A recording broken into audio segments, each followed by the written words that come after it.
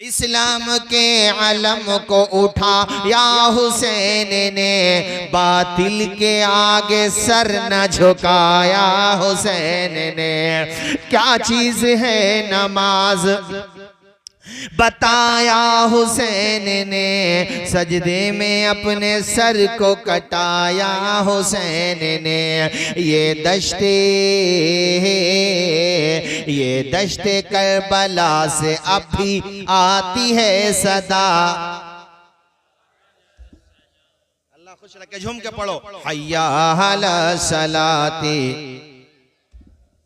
मेरे भाइयों, अपने बच्चों को अच्छे संस्कार दो, उन्हें कुरान पढ़ाओ, उन्हें नमाजी बनाओ, उन्हें इमाम हुसैन का सच्चा गुलाम बनाओ, उन्हें प्यारे आका के रास्ते पर चलाओ। कहीं ऐसा न हो तुम्हारी आल औलाद तुम्हारे हाथों से निकल जाए। उन्हें नेक बनाने की कोशिश करो, खुद भी नमाज पढ़ा करो, अपने बच्चों को भी नमाज पढ़ाया करो। सुबहान अल्लाह, कितना अच्छा हो जब आज़ान फज्र हो, सुबह को मुअज्जिन सदा बुलंद करे और आज़ान के ये मुबारक कलिमात जब तुम्हारे कानों की समाज से टकराएं, मुअज्जिन कहे अस्सलातु खैरुम मिनल नौम, ओ सोने वालों बेदार हो जाओ, नमाज फज्र के लिए तैयार हो जाओ। तो तुम खुद भी उठ जाओ, अपने घर वाली औरतों को भी उठा दो। सुभान अल्लाह, उधर से वो मुअज्जिन गोया के तुम्हें बुला रहा है और बड़े प्यारे अंदाज में कह रहा है, गई फज्र सुबह का तड़का हुआ बेदार हो जाओ, नमाज़े फज्र पढ़ने के लिए तैयार हो जाओ। मैंने देखा कि माशाअल्लाह जिन घरों में दीन का माहौल होता है, मर्द भी नमाज पढ़ते हैं, औरतें भी नमाज पढ़ती हैं। सुभान अल्लाह। अब मुझे बताओ, जिस घर के अंदर औरत ने भी नमाज पढ़ी, मर्द ने भी नमाज पढ़ी, तो क्या उस घर के बच्चे नमाजी बनेंगे कि नहीं बनेंगे? बोलो यार जरा जोर से, बनेंगे कि नहीं बनेंगे? ऊंचा बोलो, बनेंगे। तुमने देखा होगा माँ जब मुसल्ला बिछा करके नमाज अदा करती है तो उसके करीब में छोटे छोटे बच्चे भी उसकी कॉपी करते हैं। बोलो, ईमानदारी की बात है तो बोलो, करते हैं, कॉपी करते हैं। अगर अब्बा नात पढ़ता है तो उसके बच्चे भी नात पढ़ते हैं। अब भैया, जैसे माँ बाप हो गए वैसी औलाद हो गई।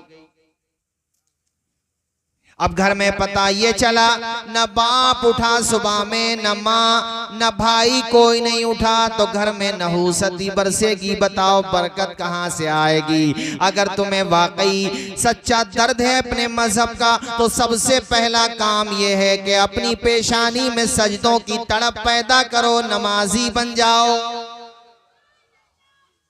और वो दौर याद करो कि जब मस्जिदों में छप्पड़ होते थे, छत क्या होती थी? वो छप्पड़ होता था। क्या गुर्बत का दौर था, मगर जब हजरत बिलाल आजान देते थे, सुभान अल्लाह, कैसा रंग छा जाता था। जो खड़ा है वो खड़ा रह जाता था और दुकान वाले दुकानें बंद कर देते थे। सारे लोग दौड़े दौड़े मस्जिद नबवी की तरफ चलते हुए आ जाते थे। दी हजरत बिलाल ने काबे से जब सदा, हय्या अला सलाती हय्या अला सला, जोर से बोलो मेरे साथ, दी हजरत बिलाल ने काबे से जब सदा। अल्लाह खुश रखे भाई, माशाल्लाह आप लोग बहुत अच्छा सुन रहे हैं, जोर से पढ़ें, हय्या अला सलाती हय्या अला सला। अर्शे बरी पे रब ने बुला या हुजूर को, अर्शे बरी पे रब ने बोला या हुजूर को, जिब्रील आए और जगाया हुजूर को, अपनी रजा का जाम पिला या हुजूर को, चलने लगे तो रब ने बताया हुजूर को, उम्मत से जाके कहना यही तोहफा है मिला। बोलो हय्या, अरे झूम के बोलो ना यार, हय्या अला सलाती नमाज ऐसी चीज है, अपने तो अपने बेगाने भी। एक गैर मुस्लिम डॉक्टर है, मुसलमान नहीं है, गैर मुस्लिम, उनकी एक रिपोर्ट मेरी निगाहों के सामने से गुजरी। उन्होंने बताया कि नमाज इतनी बड़ी इबादत है, इतनी बड़ी इबादत है कि नमाज पढ़ने वाला भयंकर बीमारियों से महफूज रहता है। इसलिए कि बहुत सारी बीमारियां होती हैं सेहत के मुतासिर होने की वजह से, और नमाज ऐसी दौलत है। और एक बात तो बताओ, नमाज से पहले क्या करते हो? नमाज पढ़ने के लिए वुजू करते हो कि नहीं करते हो? बोलो जरा जोर से, करते हो? करते हो भाई वुजू? अच्छा ये बताओ, माएं बहनें वुजू करती हैं माशाल्लाह, और मर्द भी वुजू करते हैं। तो अगर रोजाना 5 मरतबा बेटियां भी वुजू करें और बेटे भी वुजू करें, मर्द भी वुजू करें और औरतें भी वुजू करें, और माशाल्लाह अगर तहय्यतुल वुजू की आदत है, उसके अलावा और भी वो ज्यादातर कोशिश ये करता है बावुजू रहे, तब तो न जाने कितनी मरतबा वुजू करेगा। अब मुझे ये बताओ कि जो 5 मरतबा भी 24 घंटे में वुजू करेगा, उसके चेहरे पर गंदगी बचेगी? अरे बोलो जरा जोर से, बचेगी गंदगी? तो जब गंदगी नहीं बचेगी तो उसे ब्यूटी पार्लर जाने की जरूरत पड़ेगी जरूरत। मगर हमने देखा है, औरतें तो खैर औरतें हैं ही, बदनाम हैं ही औरतें तो ज्यादा, मगर मैंने देखा भाईजान के मर्द भी बाज हैं, जब बाल कटवाएंगे मुंह में दांत नहीं, पेट में आंत नहीं, और फैक्ट्री लगवा रहे हैं। फैक्ट्री बोलते हैं, फैक्ट्री बोलते हैं यार, जो भी बोलते हैं। और फिर वो ब्यूटी पार्लर में जाके अलग अलग तरह की क्रीम लगवा रहे हैं। उनको ये लगता है कि ब्यूटी पार्लर में हम क्रीम पाउडर इस्तेमाल करके शायद बहुत ज्यादा खूबसूरत हो जाएंगे। याद रखना, खूबसूरती चाहते हो तो ब्यूटी पार्लर से नहीं मिलेगी, सजदों से मिलेगी और तहज्जुद की नमाजों से मिलेगी। जरा झूम के बोलो यार, झूम के। ये हमारे बुजुर्ग बैठे, कितनी उम्र होगी आपकी? 75 साल की उम्र है, देखो माशाल्लाह, और करंट खूब है अब भी अल्हम्दुलिल्लाह। अगर मैं पैदल भेज दूं यहां से तो सलेम सराय तक चले जाओगे? हैं? चलो मुरादाबाद तो ज्यादा दूर हो गया, मगर सलेम सराय तक तो चले ही जाएंगे यहां से। हैं? ढकिया तो करीब में दौड़े दौड़े पहुंच जाएंगे। 77 साल की एज है भाईजान। जान देखो, चूंकि इन्होंने प्योर चीजें खाई, दही इन्हें मिला, मठाई इन्हें मिला, ओरिजिनल दूध इन्हें मिला, अल्लाह आपका भला करे, आपने याद दिलाया, गुड़ इन्हें मिला। और हमारे जवानों को क्या मिला? Thums Up, Coca Cola. अबे किधर से अक्ल में फोला? ये क्या मुसीबत है कोका कोला? याद रखो, बाइकाट कर दो इन सारी चीजों के। उलमा ने ऐलान किया है बाइकाट करो, ये सेहत के लिए हानिकारक हैं। ये टॉयलेट धोने की दवाएं समझ लो, दवाएं, बल्कि दवाएं क्या है, बस तेजाब है, तेजाब। अगर तुम्हें गर्मी की परेशानी है और गर्मी भगाना है तो ये Thums Up, Coca Cola, Pepsi, Mirinda और ये जितनी भी अलाए बलाए चीजें हैं बिला वजह की, इनको इस्तेमाल ना करो। रूअफ़ज़ा लेकर के आ जाओ, अल्लाह आपका भला करे। घर पे दही का इंतजाम कर लो, अल्लाह आपको खुश रखे। दूध में बर्फ डालो और इस्तेमाल करो, पियो उसको। और सबसे बेहतर चीज तो ये है, नींबू लेकर के आओ, थोड़ी सी चीनी घोलो पानी के अंदर और बना लो शिकंजी, पी लो। जनाबे वाला ना कोई बीमारी लगेगी, ना कोई साइड इफेक्ट होगा, और सबसे बड़ा फायदा ये होगा कि जनाबे वाला जो तुम चाह रहे हो वो काम भी हो जाएगा और तुम्हारी सेहत का इंतजाम भी हो जाएगा। मेरी बात समझ गए जो मैं कहना चाह रहा था, ये नहीं समझे? तो इसलिए मैं दुकानदारों से भी कहूंगा, जो भी विलेजेस में, टाउन एरियाज में, शहरों में दुकानदार हैं, आप लाना बंद करो ये, और अपने इंडिया के प्रोडक्ट बेचो। और ये जो है धूप भगाने के लिए, गर्मी बहुत ज्यादा हो रही है भाई साहब, 48 डिग्री गर्मी, बताइए कोई ठिकाना है? मगर ये देखो, मैं इसलिए इनका जिक्र कर रहा हूं कि चेहरा चमक रहा है, सुभान अल्लाह। इन्होंने बेचारों ने ब्यूटी पार्लर का नाम ना सुना होगा, क्या चीज है। और इनसे अगर मैं कहलवाऊं ये लफ्ज़ तो कह नहीं पाएंगे।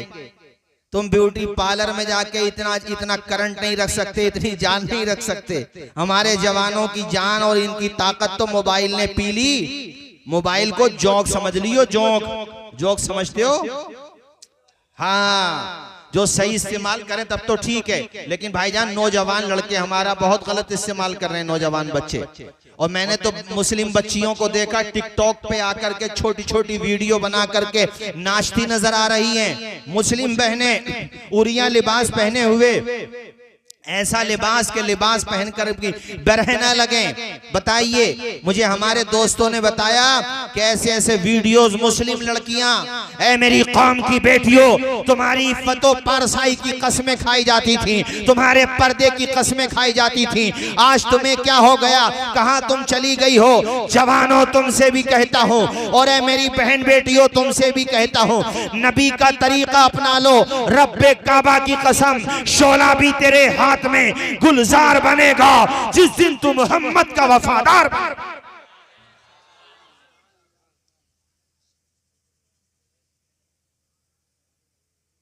और चीजें इस्तेमाल करो देसी, मगर हमारे लोग सोचते हैं इससे नाम नहीं होगा, है? अच्छा, मिरिंडा कह रहे हैं। हाँ हाँ,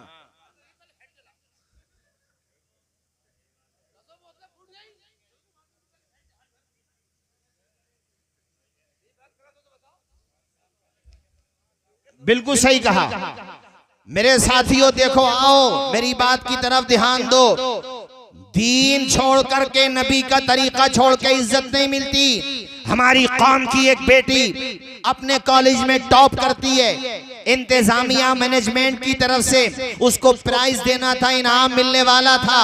इनाम लेने के लिए जब वो डाइस पे गई तो वहां पर आपको पता है आजकल क्या हालात चल रहे हैं। कुछ टीचर्स ने उससे कहा, सर से नकाब हटाओ, सर से हिजाब और चेहरे से नकाब हटाओ, तब मिलेगा तुम्हें ये इनाम, वरना नहीं मिलेगा, तुम्हारा नाम काट दिया जाएगा। कुर्बान जाओ उस माँ की तरबियत पे जिस माँ ने अपनी बेटी को ऐसी शानदार तरबियत दी। कुर्बान जाओ उस इस्लामी बहन पर, उसने जवाब दिया। अखबारात में ये खबर शाये हुई थी और बहुत वायरल हुई थी सोशल मीडिया पे। उस कनीज़े फातिमा ज़हरा ने जवाब दिया था, ऐ लोगों, जरा से इनाम के लिए तुम मुझसे मेरा पर्दा लेना चाहते हो, खबरदार, ऐसे इनाम को मैं पांव की ठोकर पे रखती हूं जो इनाम मुझे मेरे दीन से दूर कर। और अखबार में छपा, उस बच्ची ने जो जवाब दिया उसको मैं 4 मिसरों में सुनाना चाहता हूँ। बुलबुल से बहरहाल नशे मन न छुटेगा, बरक़े तपा के खौफ से गुलशन न छुटेगा, माहौल गर्चे अपने मवाफिक ये नहीं है, पर या रसूल अल्लाह आपका दामन न छुटेगा।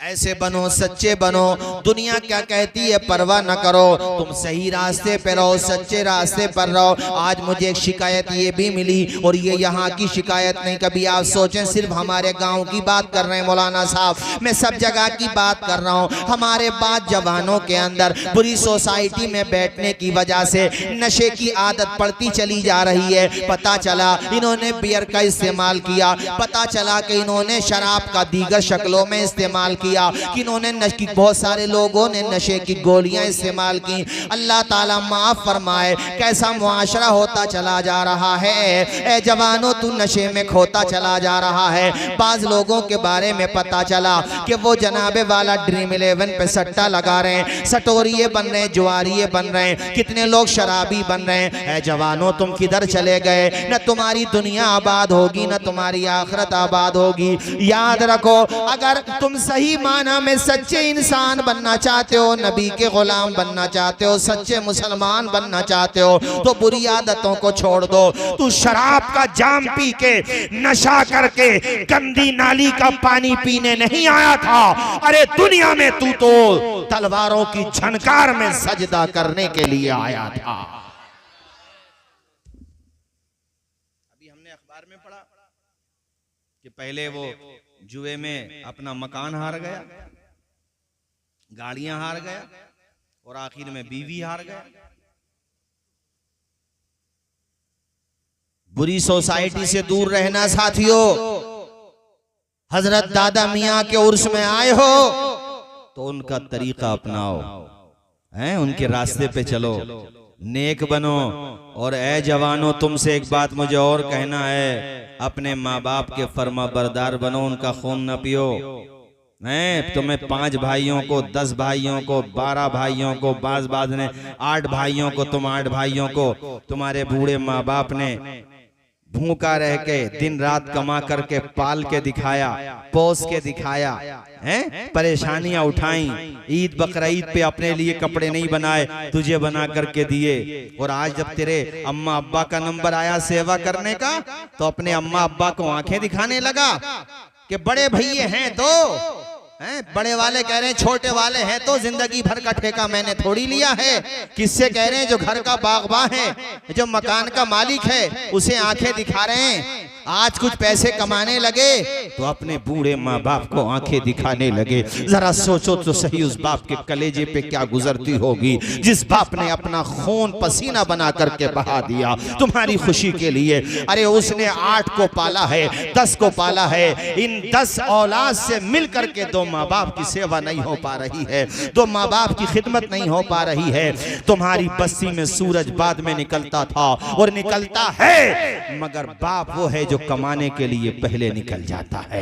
अपने बच्चों के रोजगार के लिए यहां से ढकिया गया, डिलारी गया है, जनाबे वाला ठाकुर द्वारा गया, जहां भी बेचारा कमाता है गया, सुबह से शाम तक 500,000। ऐसी गर्मी में, जबकि 48 तक डिग्री पहुंच रही है गर्मी की, सोचिए जरा। ऐसी गर्मी में बेचारा वो कमाने जा रहा, किसके लिए? तुम्हारे लिए। और जब तुम बड़े हो गए तो अपने अब्बा से कहते हो तुमने हमारे लिए क्या किया है, हैं? और अगर तुम दौलत दे भी रहे हो तो कौन सी बड़ी बात कर दी, हर बाप अपने बेटे को दौलत देता है। और अब्बा तुम तो हमसे ही पैसे मांगते हो। कितने बुड्ढे हैं गांव में, बड़े बूढ़े हैं, टूटा हुआ चश्मा पहनते फिर रहे हैं। तुम्हें तो हर हफ्ते कपड़े भी चाहिए नए, और हर ईद पे तुम्हें ये चाहिए वो चाहिए। अरे तेरे बाप को तेरी दौलत नहीं चाहिए, अगर उसे चाहिए तो तेरी मोहब्बत चाहिए बस। बेचारे को तेरी दौलत क्या चाहिए, और वो तेरी दौलत का क्या करेगा भाई। इसलिए साहिब, अपने माँ बाप की इज्जत करना सीखो, अपने माँ बाप का अदब करना सीखो। जो माँ बाप की इज्जत नहीं करते उन्हें न दुनिया में इज्जत मिलती है और न आखिरत में जन्नत मिलती है। और आज के बाद ये उसूल बना लो, ये तरीका बना लो कि घर से जब भी निकलो अपने वालिद को बता करके निकलो, अब्बा जरा ढकिया तक जा रहा हूँ, अब्बा जरा ठाकुर द्वारे तक जा रहा हूँ। अपनी माँ का हाथ सर पे रखवा करके निकलो, बाप का हाथ भी सर से रखवा लो, उसका दिल बड़ा हो जाएगा यार, उसको सुकून मिलेगा। वो जब नमाज पढ़ने मस्जिद में जाएगा ना, तो जैसे हमारे बुजुर्ग बैठे इन लोगों से कहेगा, अरे भाई सबकी औलाद एक जैसी नहीं होती, मेरा बेटा बेटे वाला हो गया, बेटी वाला हो गया, आल औलाद वाला हो गया, मगर आज भी मेरे मशवरे के बगैर घर से बाहर कदम नहीं रखता। मस्जिद के दरवाजे पे वो बाप कहेगा, अल्लाह ताला ऐसी नेक औलाद सबको दे जैसी नेक औलाद अल्लाह ने मुझे दी है। कई पली खून बढ़ जाएगा, सर पे हाथ रखवा लिया कर। और माँ का हाथ जब सर पे रखवाया और घर से निकला कर, तो ये 4 मिसरे पढ़ लिया कर, हमारे कुछ गुनाहों की सजा भी साथ चलती है, अब हम तन्हा नहीं चलते, दवा भी साथ चलती है, अभी जिंदा है माँ मेरी, मुझे कुछ भी नहीं होगा, मैं घर से जब निकलता हूं दुआ भी साथ चलती है। वलियों के सरदार, आज जो हम वलियों को मानते हैं, यहां भी तो एक वली की मोहब्बत में बैठे हैं। वलियों के जो सरदार हैं, बताओ क्या नाम है उनका, जोर से बोलो। गौसे आजम, लक़ब क्या है उनका? नाम तो उनका अब्दुल कादिर जिलानी है। ऊंचा बोलो, क्या कहते हैं उनको? गौसे। 11वीं होती है कि नहीं होती है? बताओ, माँ की दुआएं ली कि नहीं ली उन्होंने? वाकया तो सुना, बस मैं तवज्जो दिला रहा हूं। जब बगदाद शरीफ पढ़ने गए तो सर पे हाथ रखवाया कि नहीं रखवाया है? तो तुम भी यही तरीका अपनाओ, अपनी माँ की दुआएं लिया करो, उनकी खिदमत किया करो। उनकी तबीयत खराब रहती है, सर दबा दिया करो, अच्छे डॉक्टर को दिखाओ। तुमने जो कुछ कमाया वो माँ बाप की मोहब्बत ही का सिला है। ज्यादा से ज्यादा उनकी सेवा किया करो, खिदमत किया करो। अल्लाह तुम्हें खूब दे, खूब फलो फूलो। अपने माँ बाप के पास बैठा करो। यार दोस्तों के साथ घूमने का तो तुम्हारे पास खूब टाइम है, मोटरसाइकिल से कभी यहाँ कभी वहाँ। ओ यार कुछ देर अपने बाप के पास बैठ जाया कर, माँ के पास बैठ जाया कर। अपने माँ के सर में तेल डाल दे, मालिश कर दे, सर दबा दे। अपने वालिद के सर में तेल डाल दे, मालिश कर दे, सर दबा दे, उनके कदम दबा दे, उनकी खूब दुआएं ले ले। है मेरे भाई, इनकी दुआएं रद्द नहीं होती हैं। ये तुझे दुआएं देंगे, अल्लाह ताला तेरी दुनिया भी चमका देगा। मरने के बाद जब दुनिया से जाएगा तो जन्नत में पहुंचेगा इंशाअल्लाह। जोर से बोलो इंशाअल्लाह, और मचल के बोलो। और माँ तो ऐसी हस्ती है, मुझे 4 मिसरे याद आते हैं कि ज़मीं पर एक ही औरत दिखाई देती है, फ़कत माँ की मोहब्बत दिखाई देती है। ए बूढ़ी माँ, तेरे चेहरे की झुर्रियों की कसम, हर एक लकीर में जन्नत दिखाई देती है। हमारे बाज़ जवानों की आंखों में आंसू देख के मुझे अंदाज़ा हो रहा है कि यकीनन तुम अपनी माँ से मोहब्बत करते हो, वरना इतनी खुशदिली और इतनी मोहब्बत और आंखों की नमी के साथ ये तस्करा नहीं सुन रहे होते। याद रखना, कोई वली वली नहीं होता है जब तक उसे माँ की दुआ नहीं लगती, जब तक उसे बाप की दुआ नहीं लगती है। तो मैंने ये जवानों से खास तौर पे कहा, क्योंकि आजकल ये शिकायत बहुत आ रही है कि औरों को तो छोड़ो, वो अपने माँ बाप की सुनने को तैयार नहीं है, अपने माँ बाप को आंखें दिखाने लगा है। खूब दुआएं लो। प्यारी माँ, मुझे को तेरी दुआ चाहिए, तेरे आंचल की ठंडी हवा चाहिए। बोलो मेरे साथ, प्यारी माँ, प्यारी माँ, मुझे को तेरी दुआ चाहिए, तेरे आंचल की ठंडी हवा चाहिए। मुझे याद आया एक माँ का वाकया, ये सुनाऊं और बस आपकी दुआओं से याद आ गया। बड़ा प्यारा वाकया याद आया कि एक माँ है और उसके 2 बेटे हैं, एक बेटा छोटा है और एक बेटा बड़ा है। और उस माँ के शौहर का, ये कह लो कि इन बच्चों के बाप का इंतकाल हो चुका है। माँ ने अपने बच्चों को दोनों को बिठाया और कहा, बेटे मेरे जीते जी अपनी जो मालियत है उसको तकसीम कर लो प्यार मोहब्बत से। इन दोनों भाइयों में से एक भाई को दौलत से बड़ी मोहब्बत है, वो दौलत का लालची है, और दूसरे को माँ से बड़ी मोहब्बत है।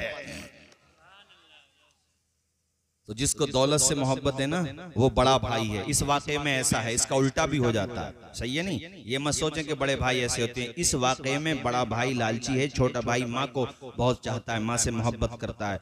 लेकिन इसके बरक्स भी होता है, वो जहाँ जैसे हालात होते हैं। तो ये इस वाक़े में है कि बड़े भाई ने छोटे को बिठाया, माँ को भी बिठाया, और छोटे से कहा कि भाई जो माँ को अपने साथ रखेगा, मैं रखूं या तू, वो मालियत में से, प्रॉपर्टी में से, दौलत में से कुछ नहीं लेगा।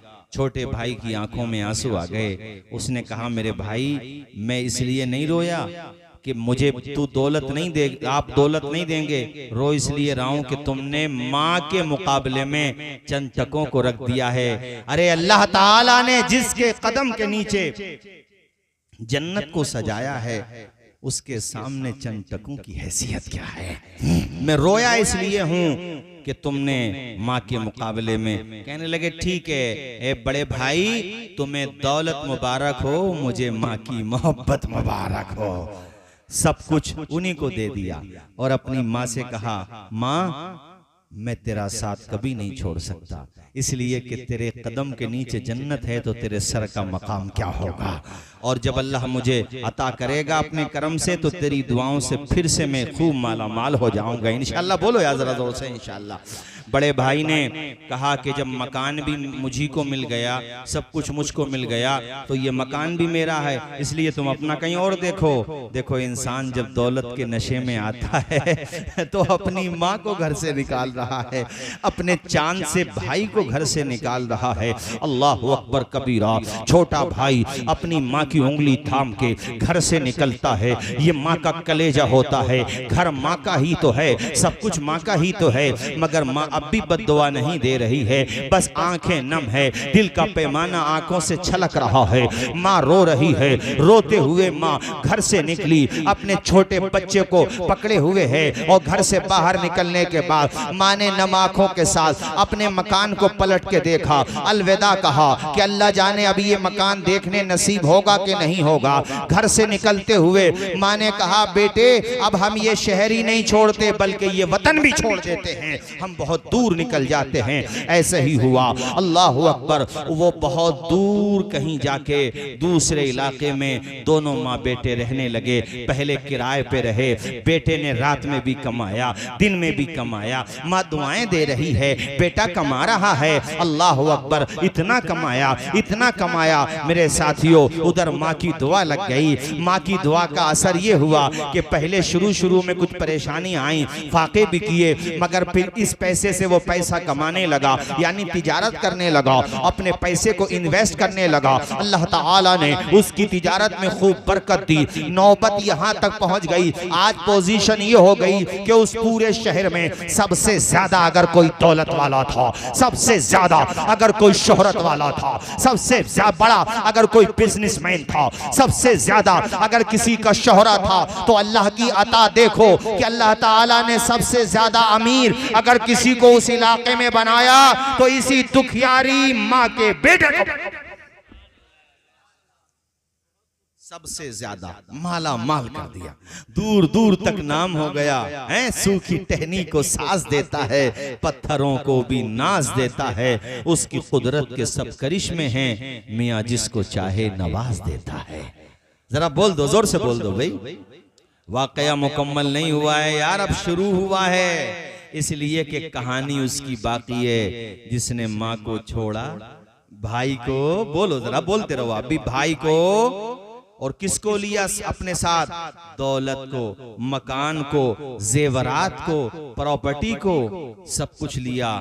जानते हो उसका क्या हुआ? उसका भी तो हाल सुनो ना, तभी तो बात मुकम्मल होगी। धीरे धीरे उसके कारोबार में जवाल आने लगा, कारोबार डाउन होने लगा, यहाँ तक के उसके पास जो मालियत थी, जो दौलत थी, जो सोना और चांदी था, जो नकद जमा थी, जो जमा पूंजी थी, सब खर्च होने लगी। और कारोबार इतना डाउन हुआ कि कर्जे में डूब गया। और कर्जा इतना हुआ कि सब कुछ बेचने के बाद भी कर्जा अदा नहीं हुआ। अल्लाह अकबर। और जिनका कर्जा होता है वो तो खाल भी नोच लेते हैं, हर इंसान तो रहम दिल नहीं होता है। इतना मजबूर हो गया कि भीख मांग करके 2 वक्त की रोटी खाने पे मजबूर हो गया। माँ को छोड़ने का अंजाम देखो, माँ का दिल तोड़ने का अंजाम देखो, और उधर माँ का साथ देने का फल देखो। मेरे दोस्तों, ये बात अभी मुकम्मल नहीं हुई है, सुनो मेरे साथियों। ये भीख मांगने लगा, लोग कर्जे का तकाजा करते थे, इसलिए इसने शहर छोड़ दिया, इधर उधर जाके रहने लगा, वहीं पे भीख मांगता था, झोड़ी झुपड़ियों में रहता था, ऐसे ही अपना खर्चा पानी पूरा किया करता था। एक दिन इसकी किस्मत देखो कितनी अजीब होती है, किस्मत भी बड़ी अजीब चीज होती है। एक रोज इसकी किस्मत इसे उसी शहर में ले गई जिस शहर में इसकी माँ और भाई रहते थे। अरे मैं जो बोल रहा हूं आपके समझ में भी आ रहा है कि नहीं आ रहा है? अरे जोर से बोलो, समझ में आ रहा है? जबान से बताओ यार, 2.5 किलो के तरबूज क्यों हिला रहे हो भले आदमी? समझ में आ रहा कि नहीं आ रहा? बोलो। अल्लाह खुश रखे भाई, जज़ाए खैर अता फरमाए। बहुत बहुत शुक्रिया, बहुत बहुत शुक्रिया, जज़ाए खैर। कहाँ पर सुनी थी? अच्छा माशा, अच्छा। अरे तो हमारे आप ये समझ लो कि उनके जरिए से हमारे भी रिश्तेदार हो गए माशाल्लाह। अल्लाह खुश रखे भाई, जज़ा खैर अता फरमाए, आप सबको शादो आबाद रखे, आप सबकी मोहब्बत है। वरना मैं एक शेर पढ़ता हूँ कि ये सब आपकी मोहब्बत की इनायत है, वरना मैं क्या, मेरा दिल क्या, मेरा अंदाज़े जुनूं क्या। ये तो मोहब्बत है हमारे भाईजान और आप सब लोगों की मोहब्बत है। और बल्कि ये टाइम इतना हो गया और मुझे पता है कि रात थोड़ी होती है, मगर फिर भी आप डटे हुए हैं। लेकिन तेजी के साथ मैं तकरीर खत्म करने की तरफ जा रहा हूँ, ये दो मिसरे पढ़ते हुए कि अजीज उतना ही रखो कि दिल बहल जाए, अब इतना भी न चाहो कि किसी की ट्रेन निकल जाए। चमन रहेगा, फूल खिलेंगे, जिंदगी रही तो इंशाअल्लाह फिर मिलेंगे। बोलो इंशाअल्लाह। बड़े भाई की किस्मत एक दिन उसे छोटे भाई की चौखट तक ले गई। वो ऐसे उस शहर में जब ये भीख मांग रहा था और अपने हालात बताता था, तो किसी ने इससे हमदर्दी के नाते ये कहा, अरे भाई हमारे वहाँ एक फुला साहब हैं, नए नए मालदार हुए हैं, मगर कमाल ये है कि गरीबों पे बड़ा खर्च करते हैं। उनकी चौखट पे कोई जाता है तो खाली हाथ नहीं आता। अपनी परेशानी उन्हें जाकर के बताओ, हो सकता है कि तुम्हें कई चौखटों पे वो सब न मिला हो जो एक ही चौखट पे मिल जाए तुम्हें वो सब। इन्होंने एड्रेस पूछा, उन्होंने एड्रेस बता दिया, अब ये वहां पहुंच गए। अब चौखट अपने भाई की ही है, मकान अपने भाई का और माँ का है। भाई दिन में बिजनेसमैन हो गए थे माशाल्लाह, वो तो कमाने के लिए कहीं पे गए थे, अपने ऑफिस वगैरह ये जहाँ पर भी उनका काम काज था वहां पे गए थे। अब घर पे ये जब दिन में पहुंचे, इन्होंने यूं दरवाजा खटखटाया, अंदर से इनकी माँ खाने का सामान। अच्छा एक बात याद रखो, अल्लाह ताला तुम्हें अता कर देना तो कभी बुरा वक्त नहीं भूलना चाहिए। बाज लोग होते हैं कि उनके पास दौलत आ जाए ना तो वो ये भूल जाते हैं कि सुबह मगरूर को वो शाम भी कर देता है, शोहरतें करके खत्म गुमनाम भी कर देता है। वक्त से आंख मिलाने की हिमाकत न करो, वक्त इंसान को नीलाम भी कर देता है। क्या बात है, बेशक बेशक, सुभान अल्लाह मुफ्ती साहब। कभी भी आदमी ये ना सोचे कि ये दौलत है तो मेरे पास हमेशा रहेगी। अरे यार हमेशा तो कारून के पास न रही दौलत, बेशक बेशक बेशक, बोलो रही नहीं। मैंने बाद लोगों में देखा कि उन पे पैसे आ जाते हैं तो वो गरीब रिश्तेदारों को नहीं पहचानते जी, और मालदार रिश्तेदार होगा ना तो वो कितने ही दूर का हो, बीच में 60 वास्ते आ रहे हो, 70-80 वास्ते आ रहे हो तो कहेगा अरे बड़े करीबी हैं वो तो हमारे। और अगर गरीब है और करीबी भी रिश्तेदार है और किसी ने कह दिया वो तुम्हारे रिश्तेदार हैं, अरे ना ना वो रिश्तेदार नहीं हो यार, तूने रिश्तों को दौलत से तोलना शुरू कर दिया। ये तो आती जाती माया है, इस दौलत का क्या है, इसने किसके साथ वफा की है। ये दौलत तो कारून की ना हुई, नमरूद की ना हुई, हामान और शद्दाद की ना हुई, जिसने जन्नत बनाई उसकी ना हुई, जिसने दुनिया की जन्नत बनाई थी शद्दाद ने उसकी भी ना हुई। ऐ लोगों, इंसान दौलत से बड़ा नहीं होता है, इंसान अखलाक से बड़ा होता है। सुभान अल्लाह सुभान अल्लाह, जोर से बोलो इंसान अखलाक से। यार मैंने बाज लोग देखे गरीबों में बेचारे घी चटनी खिलाएंगे मगर मोहब्बत से खिलाएंगे, और कोई मालदार भी हो तुम्हें मटन खिला रहा और तुम्हें घूर घूर के देख रहा, तुमसे मोहब्बत से बात नहीं कर रहा, तो तुम्हें लुत्फ आएगा खाने में? मुझे बताओ, अरे लुत्फ आएगा खाने में? वो यार इज्जत अपना वो गरीब रिश्तेदारी बढ़िया जो बेचारा इज्जत तो देता, मान सम्मान तो देता है? लेकिन सारे अमीर ऐसे नहीं होते हैं। बाज अमीर अल्हम्दुलिल्लाह आज भी ऐसे होते हैं जो उस्मान गनी के वफादार होते हैं। बेशक बेशक, अल्लाह ने उनको दिया है, अल्लाह ने उनको दिया है तो वो राह खुदा में खर्च भी करते हैं। बेशक ऐसे भी होते हैं, जैसा कि ये है जिसकी मैं बात बता रहा हूँ, तो इसकी माँ और बेटा दोनों ऐसे ही हैं। अब वो चौखट पे कोई गैर थोड़ी है, बताओ कौन है चौखट पर? अल्लाह खुश रखे। इसका मतलब एक एक बात ध्यान से सुन रहे हो भी माशाअल्लाह। कौन है इसका? उसने जैसे ही दरवाजा खटखटाया, माँ अंदर से खाने का सामान, पहनने के कपड़े, जो भी साजो सामान ला सकती थी माँ लेकर के आ गई। और पर्दे टंगे हुए होते हैं, अल्हम्दुलिल्लाह मुसलमानों में माहौल है, पर्दे टंगे हुए होते हैं, बल्कि और समाज के लोगों में बास घरों में होते हैं। तो पर्दे की ओर से उस औरत ने जैसे ही वो सामान दिया तो हवा के झोंके की वजह से या किसी वजह से वो पर्दा हटा चेहरे का एक हिस्सा माँ ने देखा, फनज़रत निस्फ़ा वजही, माँ ने अपने बेटे का आधा चेहरा देखा तो माँ ने पहचान लिया ये कोई और नहीं है, ये तो मेरे जिगर का टुकड़ा है, ये तो मेरा बड़ा बेटा है। कोई और होता तो वो बदला लेता, इंतकाम लेता, घर से भगा देता, मगर ये कलेजा माँ का है। माँ ने कहा मेरे बेटे, नाम लिया, उसने माँ की आवाज सुनी, वो सीधा कदमों में गिर गया। ए माँ तुझे क्या छोड़ा, जिंदगी गोया के अब रूठ सी गई है, मैं तबाह बर्बाद हो गया हूँ, मेरे पास माँ कुछ नहीं बचा,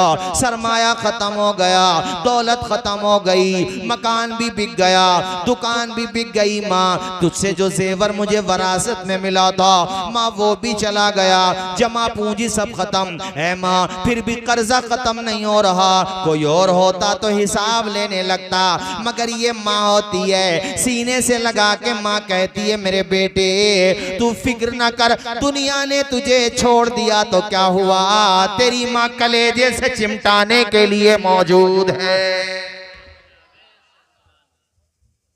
ये माँ का जिगर है कि लहू अपना पिलाकर माँ ने कभी दूध की कीमत नहीं मांगी। माँ का एहसान तो देखो, इसीलिए शेरों में कहा गया, तकरीरों में कहा गया, आपको समझाया जाता है, बताया जाता है, वो जीते जी दुनिया में जन्नत का मजा लेंगे, वो जीते जी दुनिया में जन्नत का मजा लेंगे, जो बाप को खुश रखेंगे और माँ की दुआ लेंगे। देखो भाई 15-20 मिनट की तकरीर अगर सुनना चाह रहे हो तो बेदारी के साथ सुनते रहो और एक मर्तबा माँ की मोहब्बत में हाथ उठा के बोलो जरा सुभान अल्लाह। चूंकि मैं ये नहीं चाहता कि तकरीर ज्यादा लंबी हो और टाइम भी बहुत हो गया, एक से ज्यादा वक्त हो गया, बस सुन लो थोड़ा सा और उसके बाद फिर इंशाल्लाह सलाम हो जाएगा। सारे लोग मचल के बोलो सुभान अल्लाह और जोर से बोलो सुभान अल्लाह। ये फसाना नहीं हकीकत है, अपनी माँ से,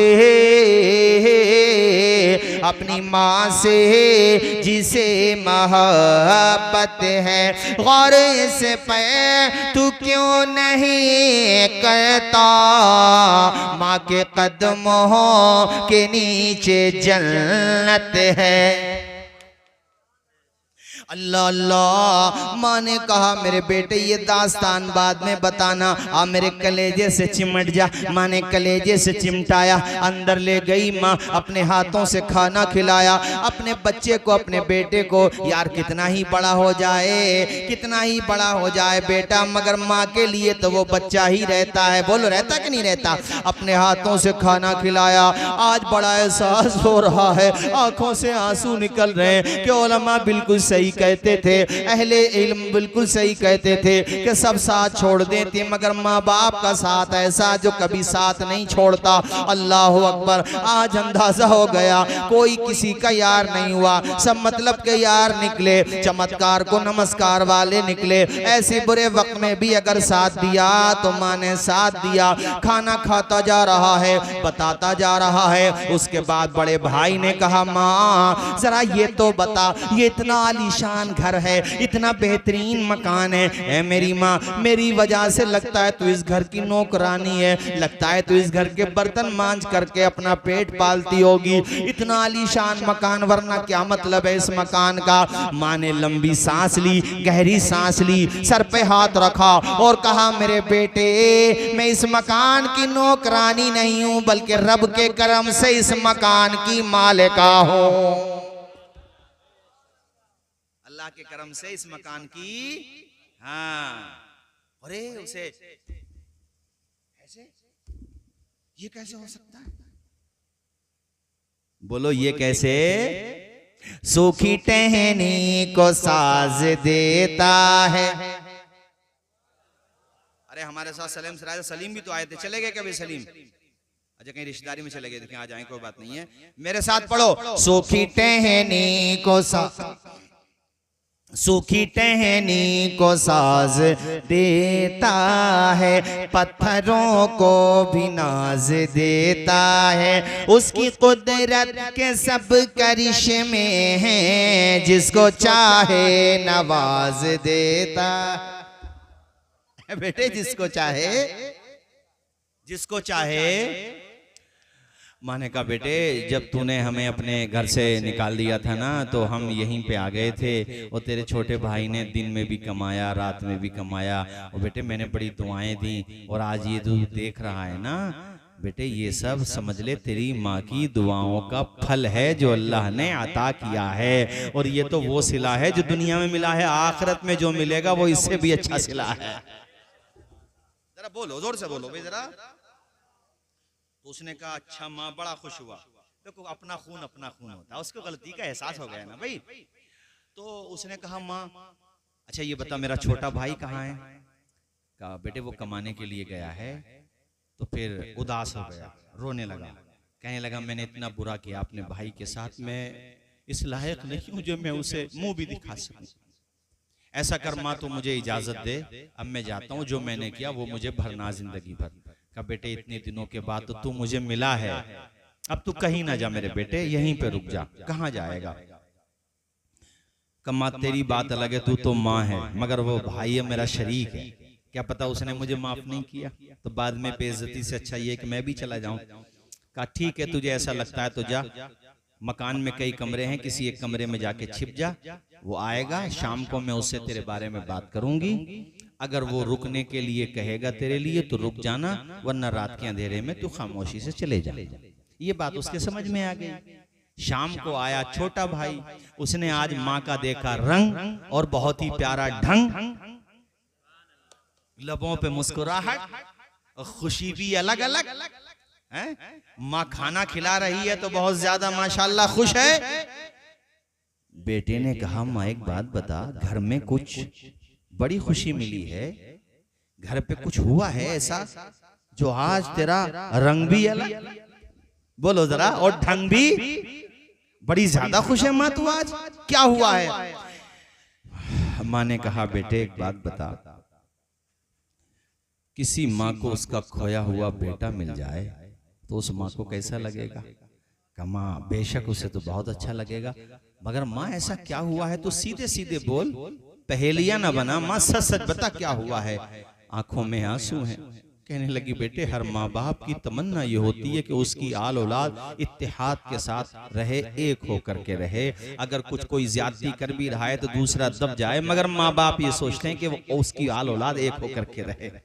बेटे बात ये है, आज तेरा बड़ा भाई आया था और उसकी हालत ये थी कि उसके पास खाने को भी कुछ नहीं बचा है, वो अपने दरवाजे पे उसकी किस्मत उसे लेके आ गई और वो भीख मांगने के लिए आया था। बेटे मैं इसलिए खुश हूं कि इतने दिनों के बाद मैंने अपना बेटा देखा। इतना जब सुना तो कहने लगा छोटा भाई माँ वो चौखट पे आए, अपने घर पे आए तो तूने रोका क्यों नहीं? मेरे बड़े भाई हैं, मेरे लिए बाप दाखिल हैं, तू घर पे रोकती। एक बुरा वक्त था चला गया, एक बुरा दौर था गुजर गया, ए माँ तू घर पे रोकती तो सही। अल्लाह अकबर। ये जवाब जब अपने बेटे से सुना, माँ ने पेशानी चूमी, आसमान की तरफ चेहरा किया और कहा या अल्लाह हर माँ बाप को ऐसी नेक साले औलाद दे जैसी नेक साले औलाद तूने मुझे अता की है। अल्लाह अकबर कबीरा। उसके बाद जैसे ही माँ को अपने बेटे की तरफ से एक तरीके से ये मुस्बत जवाब मिल गया, जिसको हम कहते हैं हरी झंडी दिखा दी गई, और ये पता चल गया मेरे बेटे को खुशी है कि बड़ा भाई भी यहीं पे रहने लगे। वो उस दरवाजे की तरफ बढ़ी, उस कमरे की तरफ बढ़ी जिस कमरे में बड़ा बेटा महवे आराम था, लेकिन माँ को क्या पता था कि बड़ा बेटा सो नहीं रहा है, बल्कि वो वो भी कमरे में दोनों माँ बेटों की बातें सुन रहा है। जैसे ही माँ बड़ी और छोटा बेटा भी उस तरफ बढ़ा, चूंकि माँ ने बता दिया कि बेटे मैंने रोक लिया था, मुझे पता था कि तू बुरा नहीं मानेगा। पूरी बात माँ ने बता दी और कहा जा उस कमरे में तेरा बड़ा भाई सो रहा है। इधर से छोटा बेटा और माँ दोनों उस कमरे की तरफ बढ़ रहे हैं और उस कमरे से बड़ा भाई उठा है, वो भी चौखट तक आ गया, आगे बढ़ा, निगाहें झुकी हुई हैं और आंखों से आंसुओं का सैले रवा जारी है, आंखों आंसू जारी हैं, रो रहा है बड़ा भाई। करीब आया, कदमों की तरफ झुकने लगा, छोटे ने बाजुओं को पकड़ लिया और कहा नहीं नहीं, तुम्हारी जगह मेरे कदमों में नहीं है बल्कि सीने से लग जाओ, तुम्हारी जगह तो मेरे दिल में है। अल्लाह अकबर। और कहा कि आज के बाद तुम भी इसी घर में रहोगे, इसलिए कि ये घर ना मेरा है ना आपका है, बल्कि ये घर है हमारी और आपकी माँ का, और माँ जितना मेरा है, माँ जितना मेरी है उतना ही माँ तुम्हारी भी है, लिहाजा ये घर जितना मेरा है उतना ही तुम्हारा। और इस तरीके से माशाअल्लाह, इस तरीके से देखो पूरा घर एक जगह फिर से इकट्ठा हो गया। बोलो जरा जोर से बोलो, माँ के दोनों बेटे एक जगह जमा हो गए। तो इस वाकये ने एक तो हमें माँ का मर्तबा बताया, दूसरा भाइयों में एक दूसरे को कितना प्यार होना चाहिए और भाई भाई होता है ये बताया। तो आप लोग भी मोहब्बत से रहो, प्यार से रहो। एक मशवरा आखिर में दे रहा हूँ तकरीर के आखिर में कि अगर गांव में पार्टी बंदी थोड़ी बहुत चलती भी है तो इसको थोड़ी रहने दो, बढ़ाना मत। दूसरी पार्टी में भी कोई है और वो किसी और को वोट भी देता है तो बस इलेक्शन के दिनों में थोड़ी बहुत हो जाती है, ठीक है, लेकिन उससे वो भी ठीक नहीं है। बस गनीमत इस माना करके झगड़ा वगड़े से बचो। और बाकी तुम्हारा मुखालिफ भी है, वो निगाहें बचा के चलता है ना, तो तुम निगाहें बचा के ना चलो, सलाम करके चलो। अगर उसके अंदर ईमान होगा तो एक दिन उसे शर्म आएगी और वो खुद कहेगा यार मेरी गलती है। और सलाम ये कह करके कर लो, अदब से झुकता है, झुककर सलाम करता है, फकीर दिल को सिकंदर सलाम करता है। न इसमें रहना के कोई तुम्हें सलाम करे, बड़ा तो वो है जो बढ़कर सलाम करता है। अल्लाह ताला अमल की तौफीक अता फरमाए। इंशाअल्लाह फिर कभी आएंगे भाई, अब इतना ही काफी हो गया। खड़े हो जाइए, सलाम पढ़ लीजिए। अस्सलाम। अच्छा राशिद भाई बैठे हैं क्या? अरे भाई